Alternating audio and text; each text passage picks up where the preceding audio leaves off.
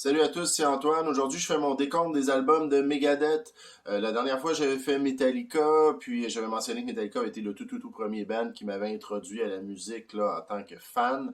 Et après Metallica, après le Black Album, je me suis intéressé à d'autres groupes du genre, puis je suis tombé sur Countdown to Extinction de Megadeth, et ce fut le deuxième band qui m'a accroché, là, donc un autre groupe très important là, dans ma découverte de la musique. Je veux pas faire une énième comparaison entre Metallica et Megadeth, il y en a déjà beaucoup qui ont été faits, mais considérant que je les ai découverts presque en même temps, c'est sûr que c'est un peu difficile de complètement les dissocier, même si en réalité je trouve que ces deux groupes qui, oui, sont bon, c'est du métal à la base, c'était du trash, mais ils ont quand même été dans deux directions assez différentes.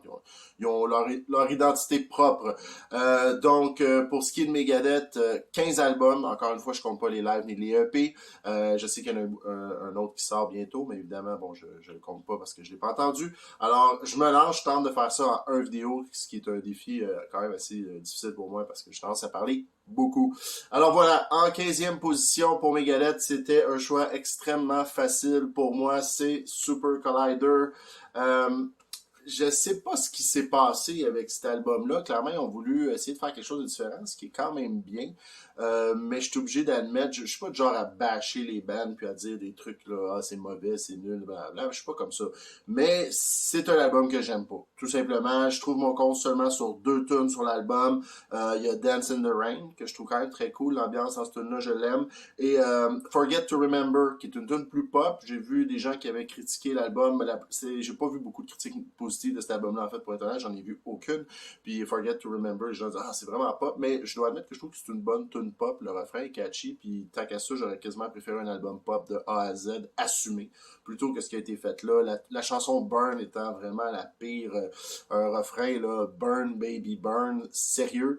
Il n'y a pas personne dans le band qui a dit, écoute, Dave, faut qu'on se parle, t'as l'air d'un vieux rocker qui essaie d'être cool, là, ça passe pas.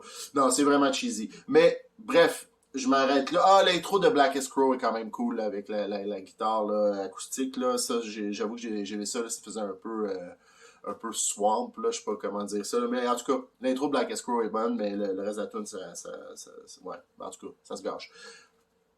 15e position, Super Collider. Ce qui m'amène à la 14e position. C'est mélangeant parce que c'est l'album 13. 13, c'était le retour de David Ellefson, je le prononce mal, dans le band. Bon, je sais qu'il y a beaucoup de controverses autour de lui de ces temps-ci. Je connais pas leur vie personnelle, je sais pas ce qui se passe dans leur tête, mais moi, personnellement, je trouve que c'est une mauvaise... Ça sent l'excuse pour le sacré dehors du band. Là. Moi, dans mon propre groupe, si jamais il y a un des membres de mon band qui se fait pogner à se masturber en ligne, puis qu'il y a une vidéo de ça, moi, c'est surtout venant de la part de quelqu'un qui allait chercher de l'héroïne des Red Light District dans ses débuts, il me semble que se masturber, c'est pas un big deal. Moi, en tout cas, je vous le dis, je mettrai pas personne dehors de mon groupe si ça se produit. Oui, c'est plate pour sa conjointe, mais ça reste que c'est un excellent musicien. En tout cas, c'est mon avis. Cela étant dit, c'est vraiment des anecdotes style, entre guillemets, Star System, qui amènent absolument rien à la musique comme telle, et le musicien en soi, en tant que bassiste, selon moi, mérite d'être respecté. Est-ce que dans la vie de tous les jours, c'est un trou de cul? J'en ai aucune idée. Je le connais pas. Bref, 13, c'était le retour de David Ellefson. Donc, c'était quelque chose que je trouvais vraiment très excitant parce que je trouvais que c'était un membre important de Megadeth pour les 9 premiers albums. Mais je trouve que cet album-là sonne vraiment... Il file comme une compilation. D'ailleurs, il y a beaucoup de chansons comme New World Order, Millennium of the Blind, des chansons qui ont été prises d'avant pour... On dirait qu'ils ont voulu ajouter des tunes jusqu'à temps qu'il n'aille 13 juste pour que l'album... Le 13e album s'appelle 13 avec 13 chansons, puis la 13e chanson s'appelle 13, ce qui est complètement cheesy selon moi. Ça sonne remplissage. J'ai tellement été déçu de cet album-là, même s'il y a des bonnes tunes. Never Dead, je la trouve très bonne. Black Swan, qui était une tune qui avait été composée pour l'album United Abomination à l'origine, aurait été ma préférée sur United Abomination si elle avait été dessus. Je l'aime beaucoup, cette chanson-là, vraiment. Mais somme tout, l'ensemble d'albums, je n'ai pas trippé. Je trouve quand même meilleur que Super Collider, mais au moins Super Collider, par contre, a vraiment... le feel d'être un album à part entière, alors que lui fait plus compilation. Cela étant dit, la chanson 13, la tune titre, je la trouve quand même bien. Mais le reste de l'album, je trouve un peu plate. Je trouve que c'est... On dirait une compile de B-sides, selon moi. Là, j'ai l'air de bâcher sur Megadeth, mais il y a vraiment des albums que j'adore, ok? Là, c'est parce qu'on est des dernières places. Et je dois avouer que les albums des années 2000, de façon générale, depuis que c'est, après The World in the Hero, bon, Megadeth a comme arrêté, Dave Mustaine était supposé de continuer comme un projet solo, puis même si ça a toujours été lui le leader à contester de Megadeth, je trouve que ça fait plus projet solo. J'ai l'impression qu'il n'y a pas de filtre. J'ai l'impression que les autres membres du band n'ont pas de mots à dire. Ouais, il me semble que ce tune-là, après être meilleur, ouais, elle est pas à la hauteur. J'ai l'impression que je suis pas là, je sais pas, là, ça sort de mon imaginaire, tout ça. Mais j'ai l'impression qu'il y a comme pas de filtre qui se fait, tu sais. Dans les années 90, dans les albums, il y a un peu plus de credit les autres membres du groupe. On sentait qu'il y avait plus de participation. Puis, depuis les années 2000, j'avoue que j'accroche un peu moins, puis je suis quelqu'un qui essaie de vraiment découvrir la nouveauté, je veux pas rester stické dans mon passé, dans mon adolescence, etc. Mais dans le cas de Megadeth, c'est un band que les albums qui m'ont marqué, dans mon cas, c'est surtout ceux des années 90. Spoiler alert, sont au haut de ma liste. OK. Donc, ce qui m'amène à la 13e position. J'y vais avec, justement, United Abomination. Je sais que celui-là, la plupart des gens vont me dire, quoi, 13e? OK, non, pas top 5, mais quand même plus haut que ça. Moi, c'est un album que j'ai pas de tune à part Washington is Next, là, que ça, celle-là, je la trouve vraiment bonne. Il y en a tout le temps au moins une ou deux sur chaque album, là. Donc ça, au moins, il y a ça. Je peux pas dire qu'il me marque tant que ça. Oui, Glenn Drover, qui est sur cet album-là, un seul album dans lequel on peut retrouver là, comme deuxième guitariste. Là. C'est un très très bon musicien. De toute façon, on va se le dire, là, tous les musiciens qui ont joué dans Megadeth sont des excellents musiciens. Là. Même ceux au bas de la liste, c'est des excellents musiciens. Donc ça, c'est réglé. Mais justement, on dirait que c'est des solos pour des solos. Il y a beaucoup ce feeling-là. Puis je sais qu'il y a beaucoup de gens qui vont écouter justement Megadeth pour le côté un peu plus technique des guitares. Puis oui, c'est un band de guitare, là, vraiment clairement. Mais je me perds un peu dans l'album. Il y a rien qui m'accroche tant que ça. Bon, ok, la fin de Burnt Ice, les solos dans le tapis, c'est bon, mais je sais pas. Quand je le réécoute, je le trouve pas mauvais, mais il m'accroche pas. Je sais pas. Moi, ça le fait pas tant que ça. Il y a eu À tout le monde qui a été réenregistré avec Christina Scabia, la chanteuse de Lacuna Coil. Il y en a qui ont trouvé ça cheesy puis pop. Moi, à la limite, j'ai trouvé ça bon. Je trouve que ça fit pas sur l'album. Là. Cette tune-là, elle détonne complètement. Je sais que Dave Mustaine, à la base, ne voulait pas la mettre sur l'album. Il l'aurait mis comme un B-side ou même littéralement un single. Hey, on a refait cette tune-là avec une chanteuse puis tout ça. Mais Roadrunner Records voulait avoir cette chanson-là sur l'album parce qu'il voulait s'assurer d'avoir un hit. Puis en ce sens-là, c'était quand même business-wise, c'était une bonne décision parce que l'album, c'était quand même bien vendu à l'époque. Là, on parle quand même des années 2000 avec la baisse des ventes de disques. Mais cet album-là, c'était vendu, avait eu un meilleur résultat là, que les 2-3 précédents, là, ce qui était quand même bien. Cela étant dit, ça reste que je trouve qu'elle ne fit pas sur l'album. Voilà. Donc, c'était la 13e position. Ce qui m'amène à la 12e position. J'y vais avec un album qui me fait un peu mal parce que je trouve meilleur que la majorité des gens, j'en suis presque sûr, c'est The World Need a Hero. La raison pour laquelle je dis que ça me fait mal, c'est que ça a été tellement un excellent EP. Je trouve qu'il y a des tunes vraiment, mais vraiment bonne sur cet album-là. Disconnect, je l'adore. Promise, qui est une des meilleures ballades de Megadeth. Recipe for Hate War Horse, qui a une structure un peu à la Good Morning Black Friday sur Peace Out, que je trouve vraiment cool. Dread and the Fugitive Mind est vraiment bonne. C'est une des meilleures tunes de Megadeth, je trouve, tout album confondu. Silent Scorn, qui est une interlude que je trouve vraiment cool. Return to Anger, je la trouve quand même bien. J'aime mieux Anger IT, mais je la trouve quand même le fun. When, avec l'intro qui nous rappelle carrément là, ce que Dave Mustaine avait composé sur Call of Cthulhu de Metallica sur Ride the Lightning. Donc, il y a vraiment des bons trucs, mais ça se gâche pour le reste. Mono Psycho, juste le nom de la tune, je le trouve cheesy. Cette tune-là est embarrassante. C'est quand j'ai fait ma réécoute des albums, j'étais comme, ok, j'espère qu'il y a personne qui m'entend. J'écoute Mono Psycho, tellement je la trouve kitten. The World Need a Hero, la chanson titre, je peux pas dire qu'elle me fait triper tant que ça. Donc, le reste de l'album, je passe de tunes que j'adore vraiment beaucoup à de tunes que j'aime vraiment pas. À cause de ça, je suis obligé de le mettre quand même bas dans ma liste. J'aime la production, on entend bien la bass, chose que je trouve cool. Je trouve que dans les albums par après, la bass se fond un peu dans le mix. Somme toute, ça reste un excellent EP, mais vraiment un excellent EP, selon moi. Ce qui m'amène, là j'étais 15, 14, 13, 12, 11. La 11e position, un album que les gens classent en dernière ou avant-dernière position d'habitude, c'est tout le temps Super Collider ou celui-là. Mais moi j'y vais avec Risk, qui somme toute, je trouve que c'est un album sous-évalué. Pourquoi? Oui, c'est pas Rust in Peace, on n'est pas là pour écouter du trash, mais cet album-là a sa propre ambiance, puis je le trouve très cohérent de A à Z. C'est quelque chose de plus accessible, de plus alternatif. Ben, il dit, l'album s'appelle Risk, c'est un risque qu'ils ont fait. Ils ont décidé de faire autre chose. Je le trouve quand même dark. Moi, je trouve que le son de Risk est dark. Là, en passant, je montre les versions remixées, remasterisées là, que je m'étais procuré parce que je suis geek. Mais je dois avouer que, de façon générale, je préfère les originaux. Mais en tout cas, ça a donné que pour les pochettes, je vous montre celui-là.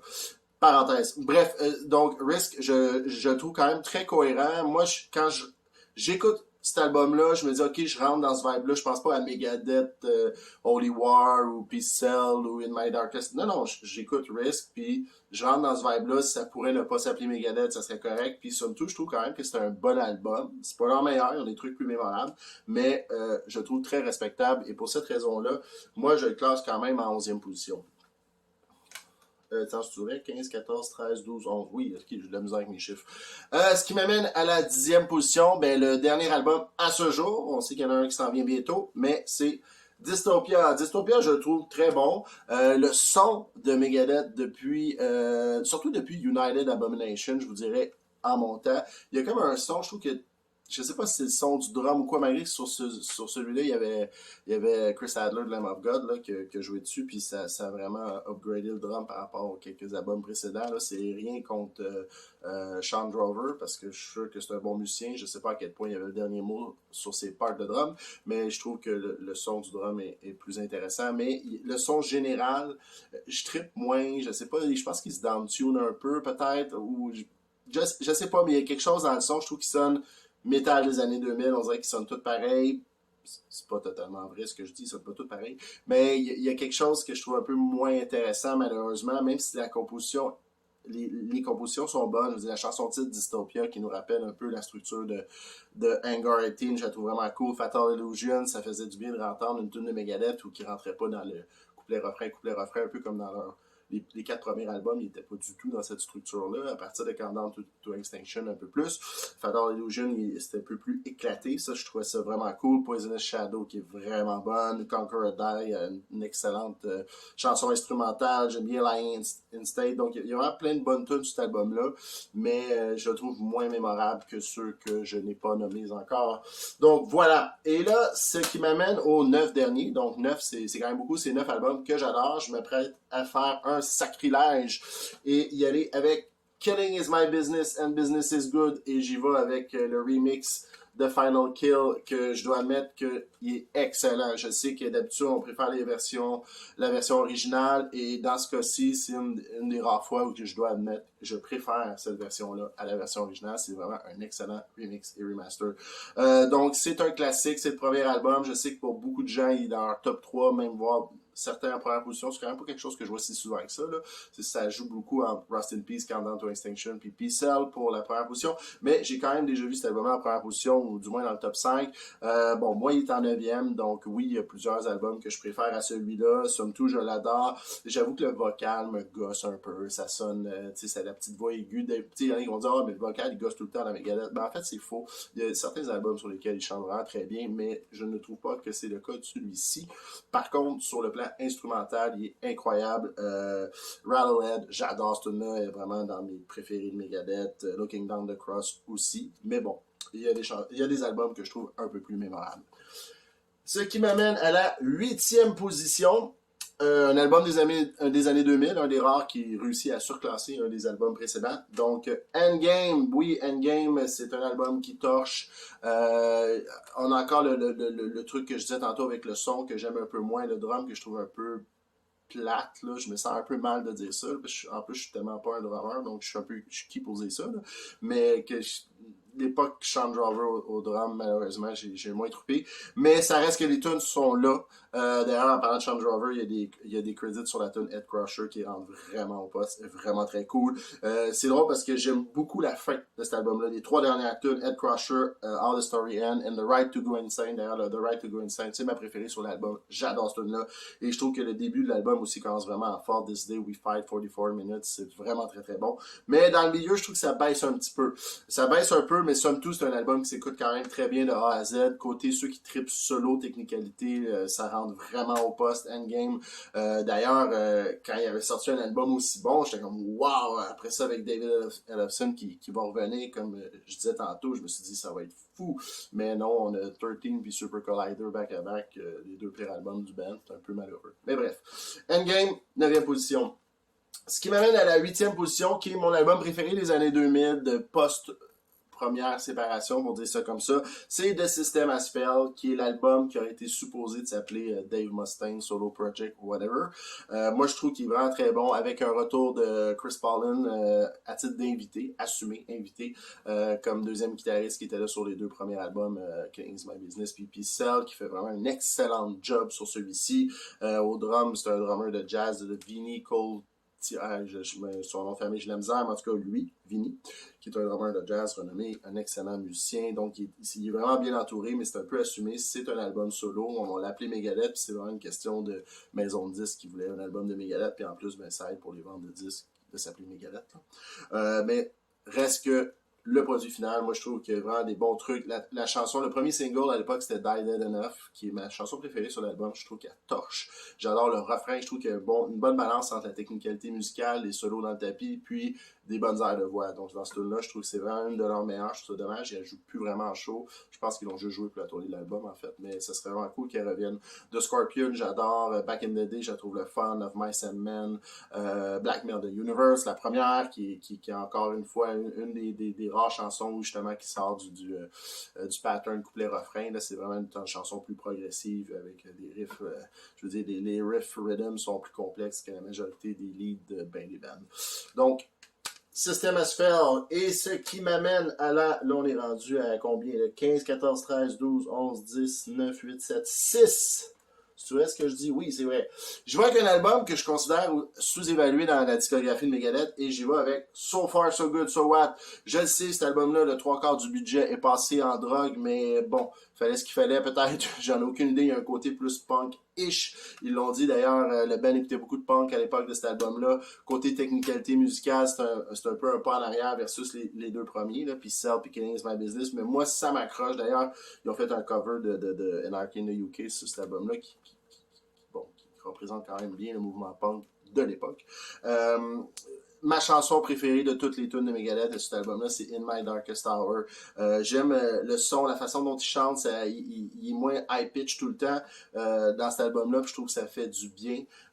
Sinon, oui, il y a certaines lacunes côté production, mais ça m'a jamais dérangé. J'ai découvert l'album en ne connaissant pas ce genre de choses-là. C'est juste, j'écoute pour ce que c'est, puis on dirait que moi, ça fonctionnait, puis encore aujourd'hui, je l'écoute, puis j'aime cet album-là de A à Z. En fait, je l'aime de A à Z, il est tout meilleur que d'autres, mais In My Darkest Hour, Hook in Mouth, Set the World Afire, Mary Jane. Même, je dirais que la tune que j'aime le moins sur l'album, c'est le cover Anarchy in the UK, mais moi, j'adore cet album-là. Il est un peu boudé parce que, bon, faut dire qu'il se retrouve entre Peace Cell puis Rust in Peace, là, ça fait mal un peu là, d'être capable d'être à la hauteur, mais ça reste un tout que je trouve que c'est un très bon album.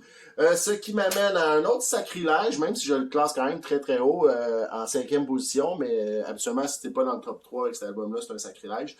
J'y vais avec Peace Cell, But Who's Buying. Oui, il y a certaines de mes chansons préférées de Megadeth sur cet album-là, dont My Last Word, la toute dernière, que j'adore. C'est vraiment une de mes tunes préférées de Megadeth, genre dans mon top 5. Good Morning, Black Friday aussi, donc vraiment des grosses tunes. Mais j'avoue que côté vocal, c'est là que ça me perd un peu. Je trouve ça un peu cheesy. Wake Up Dead, je pense que j'aurais préféré que cette tune-là soit instrumentale de A à Z. The Conjuring, là où ça se veut peut-être là, ben evil à l'époque, mais aujourd'hui, je suis obligé de mettre que je trouve ça juste cheesy. Mais les riffs sont hallucinants, là. La musique était écœurante sur cet album-là, mais le côté vocal, le côté parole me perd un peu, puis j'avoue que je trouve ça un peu quétaine. Ouais, voilà, c'est ça. Puis Serge, j'adorais ce tune-là. La première fois que j'ai entendu cet album-là, c'était ma préférée. Aujourd'hui, je dois avouer que, comparé à d'autres, je l'aime un peu moins. Je pense que je me suis un petit peu tanné avec le temps. Mais Good Morning, Black Friday, My Last Word, j'y trouve vraiment, mais vraiment bonne dans les meilleurs tunes de Megadeth. Somme tout, je comprends ceux qui le classent en première position. C'est un grand album de trash. Voilà. Donc, il m'en reste 4, puis ça donne comme ça. C'est l'époque Dave Mustaine, David Ellefson, Marty Friedman et Nick Manza. Les 4 albums. Les 4 albums sont assez différents les uns des autres. C'est l'époque qui m'a le plus marqué de Megadeth. J'ai commencé à écouter du Megadeth avec Countdown to Extinction. Donc, le premier album que j'ai attendu de Megadeth, ça a été Euthanasia.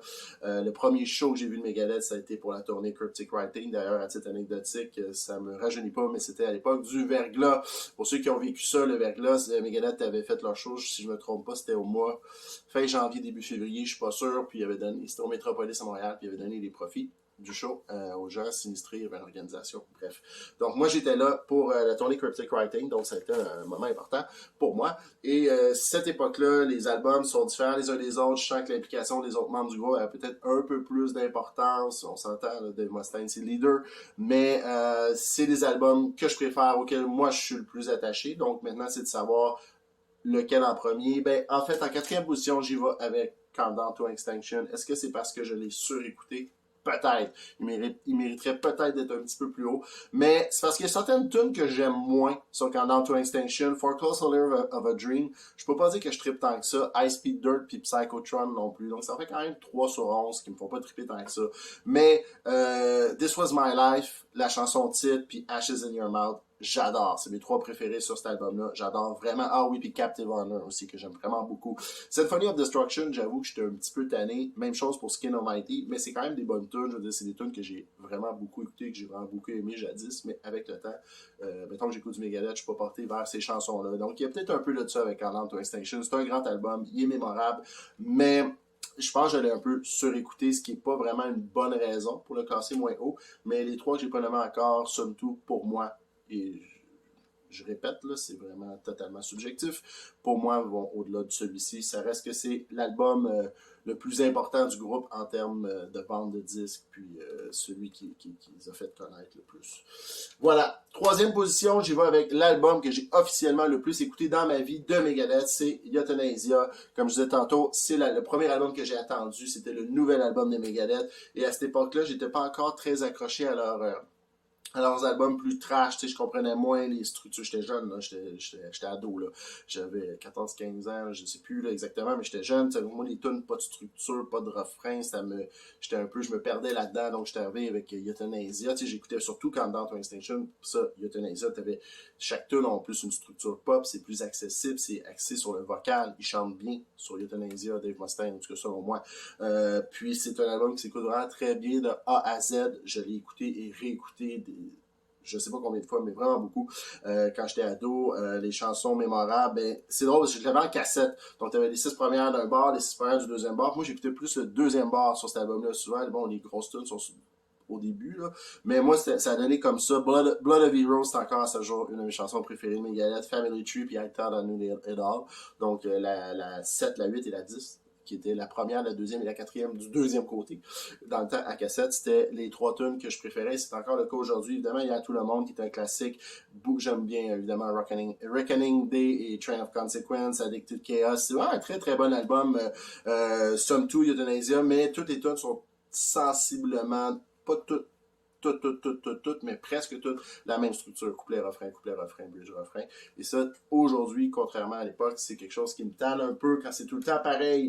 Et j'y vais avec ma 2e place, qui est un sacrilège en soi de le mettre aussi haut. Je sais que cet album-là était souvent entre 10 et 15 là, dans tous les rankings que j'ai vus. J'ai jamais vu, je pense, quelqu'un le mettre plus haut que la 10e place. Mais moi, j'adore cet album-là, puis je dois avouer qu'aujourd'hui, c'est l'album que j'écoute le plus de Megadeth quand j'ai envie d'en écouter. Et c'est Cryptic Writing. Moi, Cryptic Writing, le monde, ils diront bien ce qu'ils voudront. Oui, il y a un aspect plus pop, Trust, entre autres, là, la chanson, le premier single de l'album, qui a un côté plus pop, là, avec un refrain qui se redonne, etc. Mais je trouve que c'est l'album le plus varié de Megadeth et de loin le plus sous-évalué. Je trouve qu'il y a vraiment un peu de tout sur cet album-là. T'as du rock, t'as du metal, t'as du trash, t'as même du punk avec la dernière tune FFF. Sinon, je les aime toutes, mais mettons que j'y vais avec celle que je préfère. J'aime beaucoup A Secret Place, vraiment beaucoup. C'était une chanson qui m'avait marqué à l'époque. She-Wolf, qui était 40, je suis content parce qu'elle joue quand même encore beaucoup en show. J'adore. Et la la dernière. Donc encore une fois, c'est drôle, c'est un peu la deuxième moitié, ça donne de même si le début je le trouve super bon. Trust, Almost Honest, Use the Man. C'est plus pop, plus rock, plus accessible, mais moi quand j'écoute cet album-là, je rentre dans la vibe, tu passes d'un point A, tu t'en vas à un point B avec des tunes catchy, le vocal est bon, côté instrumentation, tu as des affaires plus simples, plus rock, puis des affaires plus techniques, plus rapides avec, mettons, The Disintegrator entre autres, ou Vortex, le solo, puis la finale, puis tout ça. Donc, moi, j'adore Cryptic Writings. C'est un album que je suis prêt à défendre longtemps, même si je sais que c'est pas dans les plus aimés. Et en première place, ben, il n'y avait pas d'autre choix, là, dans le cas de Megadeth. Je suis obligé d'avouer qu'autant avec Metallica et Master of Puppets, que je trouvais un choix facile en première place, Megadeth, ça ne peut pas être un autre album que celui-là, selon moi. C'est évidemment Rust in Peace, qui est un chef-d'œuvre que je suis prêt à dire que c'est le meilleur album thrash metal de tous les temps, tout le groupe confondu, selon moi. Donc oui, je considère qu'il bat Master of Puppets, ce qui n'est pas peu dire parce que j'adore Master of Puppets. Et même chose pour Rain in Blood, The Slayer, soit dit en passant. Donc moi, Rust in Peace, je trouve que c'est le meilleur album thrash de tous les temps. Quand je l'écoute de A à Z, toutes les tunes sont sa coche. C'est peut-être un peu difficile à écouter la première fois parce que justement, il n'y a pas de repères. Tu écoutes, exemple, Master of Puppets, tu as quand même des refrains qui reviennent. Alors que sur Rust in Peace, il y en a très peu, mais aujourd'hui, j'accroche. Les parts de guide, tous les instruments, pas juste les guides flashent particulièrement beaucoup dans Megadeth, mais la bass, le drum, tout est absolument incroyable sur Rust in Peace. J'avais à choisir une tune préférée, ce serait extrêmement difficile. J'avoue que Techno Prisoner, je l'aime vraiment beaucoup. Five Magic, Tornado of Souls, j'aime tout. Il est incroyable cet album-là. Donc je me dis, c'est correct, t'as des trucs comme Super Collider puis 13 que je trouve plutôt médiocre, mais quand t'as fait un album comme Rust in Peace, ça va t'as fait ta place dans l'histoire de la musique. Tu peux sortir n'importe quoi après, mais c'est pas grave, je veux dire, t'as fait quelque chose de mémorable. Rust in Peace, c'est un chef-d'œuvre. Voilà, c'était mes goûts pour mon décompte de Megadeth, en espérant que, ben d'un, vous avez écouté la vidéo complète parce qu'il dure 26 minutes, puis de deux, ben en espérant que c'était agréable d'écouter, puis je veux voir vos commentaires. Merci.